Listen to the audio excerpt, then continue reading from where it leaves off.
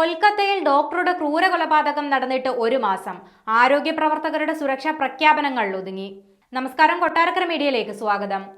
കൊൽക്കത്തയിൽ യുവ ഡോക്ടറുടെ ക്രൂര കൊലപാതകം നടന്നിട്ട് ഒരു മാസം പൂർത്തിയാകുമ്പോഴും ആരോഗ്യ പ്രവർത്തകരുടെ സുരക്ഷ ഉറപ്പാക്കാനുള്ള നടപടികൾ പ്രഖ്യാപനങ്ങളിൽ ഒതുങ്ങുന്നു. രാജ്യതലസ്ഥാനത്തെ ആശുപത്രികളിൽ പോലും CCTV സ്ഥാപിക്കാനും വേണ്ടത്ര സുരക്ഷാ ഉദ്യോഗസ്ഥരെ നിയോഗിക്കാനുമുള്ള നടപടികൾ എങ്ങും എത്തിയില്ല. മലയാളികൾ അടക്കമുള്ള ആരോഗ്യ പ്രവർത്തകർ ഭീതിയിലാണ് രാപ്പകൽ ജോലി ചെയ്യുന്നത്. കൊൽക്കത്തയിലെ യുവ ഡോക്ടറുടെ കൊലപാതകത്തിനെതിരെ രാജ്യവ്യാപകമായി ആരോഗ്യ പ്രവർത്തകർ ഒറ്റക്കെട്ടായാണ് പ്രതിഷേധിച്ചത്. ആഴ്ചകൾ നീണ്ട സമരം സുപ്രീം കോടതിയുടെ നിർണായക ഇടപെടലുകൾക്ക് വരെ കാരണമായി. എന്നാൽ ഈ പ്രതിഷേധം കൊണ്ടൊന്നും അധികാരികൾ ഉണർന്നു പ്രവർത്തിച്ചില്ല. ആശുപത്രികളിൽ എല്ലായിടത്തും CCTV, രാത്രിയിലടക്കം പരിശീലനം ലഭിച്ച സുരക്ഷാ ഉദ്യോഗസ്ഥർ, വിശ്രമ മുറികൾ, പോലീസ് സുരക്ഷ ഇതെല്ലാം വേണമെന്നായിരുന്നു ഡോക്ടർമാരുടെ ആവശ്യം.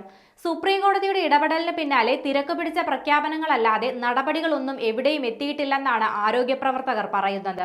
രാജ്യതലസ്ഥാനത്തെ ആശുപത്രികളിൽ പോലും CCTV ക്യാമറകൾ സ്ഥാപിക്കാനോ വേണ്ടത്ര സുരക്ഷാ ഉദ്യോഗസ്ഥരെ നിയോഗിക്കാനോ ഇതുവരെ നടപടികൾ ഉണ്ടായിട്ടില്ല. വിഷയത്തിൽ സ്വമേധയാ കേസെടുത്ത സുപ്രീം കോടതി ആരോഗ്യ പ്രവർത്തകരുടെ സുരക്ഷ ഉറപ്പാക്കാനായി നിർദ്ദേശങ്ങൾ നൽകാൻ ദേശീയ കർമ്മസമിതി രൂപീകരിച്ചിരുന്നു.